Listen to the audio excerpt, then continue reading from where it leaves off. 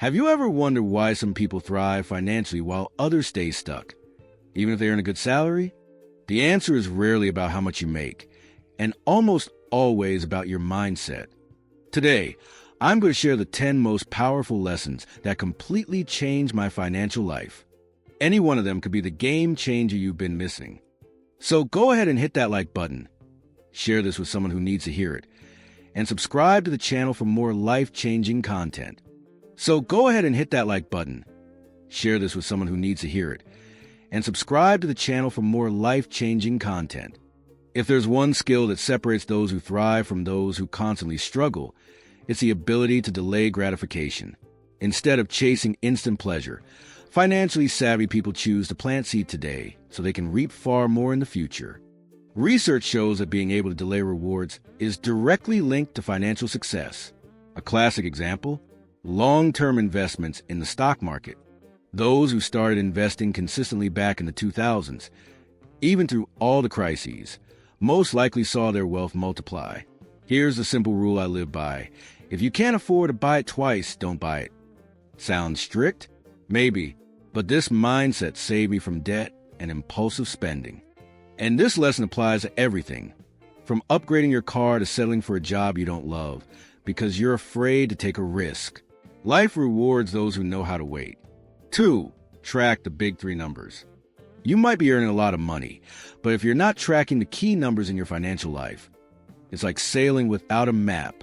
The 3 big numbers that completely change the way I view money are: fixed expenses. Ideally, these should take up no more than 60% of your income. That includes housing, transport, and basic food. If it goes beyond that, your budget starts to feel tight. Savings rate. Start with 10%, even if it feels small. What matters is a habit. Over time, aim to grow it to 20%, 30%, or more. Net worth. Knowing how much you actually have after subtracting debt is like taking a snapshot of your financial health. You can't grow what you don't measure. These days, I use a simple spreadsheet I update every month. But if spreadsheets aren't your thing, there are great apps out there, like Mobile's Organize or a NAB, that do it all for you. 3. Invest in fewer assets. You probably heard the saying, don't put all your eggs in one basket. That's true, but a lot of people take it too far and end up with a financial salad that's hard to manage. At one point, I had so many ETFs and stocks that I didn't even know what I was holding anymore. Then I realized many of those funds were investing in the same companies, leading to asset overlap. One example, the VO and VO ETFs in the U.S. both have major holdings in companies like Apple, Microsoft, and Amazon. So while I thought I was diversifying, I was really just doubling down on the same exposure. Now, I prefer simplicity. A few assets I understand well, with a long-term focus. Less is more. And in finance, that means better returns and way less stress. 4. Be careful with big purchases that depreciate. One of the biggest mistakes I made was financing a brand new car while I was still building my wealth. It felt like shooting myself in the foot. Cars, designer clothes, expensive furniture, cutting-edge electronics. These things all lose value over time. And the worst part? A lot of people still finance these purchases or pay them off in installments. Want a painful example? A 10,000 Brazilian real sofa bought in 12 monthly payments. Sold 3 years later for 2,000 Brazilian reals. That's paying to lose money. My filter now is simple. Will this gain or lose value? If it's something that will depreciate, I only buy it in full, and only when I'm sure it won't affect my investments. 5. Long-term investments usually pay off. Many people are afraid to invest because they think the market is too high or a crash is coming. But market history shows that over 20-year periods or longer, returns tend to be consistently positive. That means even those who invested before major crashes, like the dot-com bubble or the 2008 crisis, still saw significant gains over the decades. Time smooths out the bumps and rewards patience. The relationship between the P/E ratio, price to earnings, and long-term returns shows that while short-term volatility exists, time tends to reduce the risks. It's like the market rewards the patient and punishes the anxious. Most people who try to time a market end up missing its biggest upswings. Think of it like planting a tree. At first, it looks like nothing's happening. But over time, it grows and eventually bears fruit. Investments work the same way.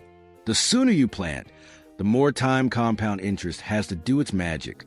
So even if things seem expensive right now, just start, stay consistent, stay regular, and let time do the heavy lifting for you. 6. Saving money is crucial in the beginning. Everyone dreams of their investments making tons of money. But in the beginning, what really matters is how much you're able to save. Saving is the fuel that gets your investment engine going. At this early stage, discipline matters way more than your portfolio's returns. My first big financial goal was to save my first 100,000 Brazilian reals. And I can tell you, 90% of that came from saving, not investing gains.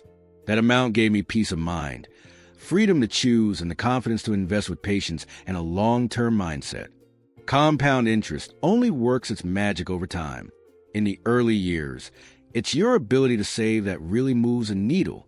That's why the sooner you learn to consistently set aside part of what you earn, the faster your path to financial freedom becomes. 7. Investing should be boring. If you feel a rush of adrenaline every time you check your investment portfolio, you're probably doing something wrong. Good investing isn't exciting.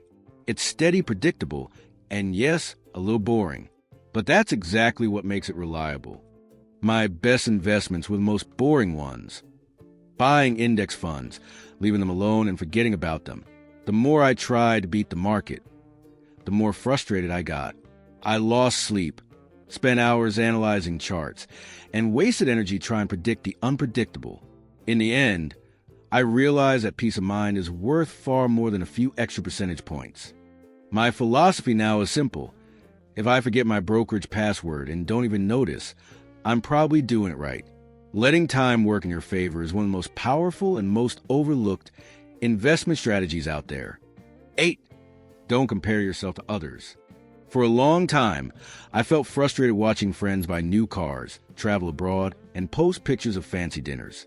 It felt like everyone was winning, except me. That feeling is harsh because it pushes your own journey into the background. You stop appreciating your progress, no matter how small. But then I realized, social media only shows the highlights, never behind the scenes. What you're seeing is a filtered reality. You don't see the overdue bills, the never-ending installments, or the anxiety that comes with debt. You just see the Instagram-worthy moments. Comparison leads to anxiety, impulsive decisions, and often financial trouble. You end up spending just to keep up in a race that was never yours. Personal finance is a solo marathon. The only comparison that matters is with your past self. 9. Don't be a 30K millionaire. Ever met someone who earns a lot, lives like they're rich, but actually has no real wealth? That's a 30K millionaire. Luxury car, designer clothes, expensive trips, and zero savings. It's the classic trap of appearances. People want to be admired, to look successful, even if the price is their financial stability. I learned from the book The Millionaire Next Door that truly wealthy people live below their means. They value security and freedom over appearances. They have nothing to prove to anyone, and that's exactly why they're able to build solid wealth over time.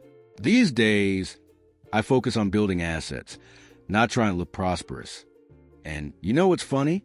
Once you focus on real wealth, material things start to lose their appeal. Living well isn't about impressing others. It's about having peace of mind, security, and freedom of choice. 10. Risk is personal. For years, I blindly followed financial advice. Invest in this, don't invest in that. Until I realized that what's risky for one person might be totally fine for another. Everyone has a different background, emotional tolerance, and unique goals. That changes how they should handle risk. You've got to filter advice. Every tip needs to pass the test. Does this make sense in my reality? Just because someone says crypto is the future doesn't mean you need to invest. Just because someone else says real estate is bad doesn't mean you should avoid it. My risk tolerance grew over time. Today I'm okay with more volatility because I have savings, multiple income streams, and knowledge. That wasn't the case years ago. There's no one-size-fits-all formula. What matters is financial self-awareness. These 10 lessons shaped not just my finances, but my entire view of the world. The key isn't in flashy tricks, but in simple principles applied consistently. If any of these ideas struck a chord with you, don't brush it off. Start today.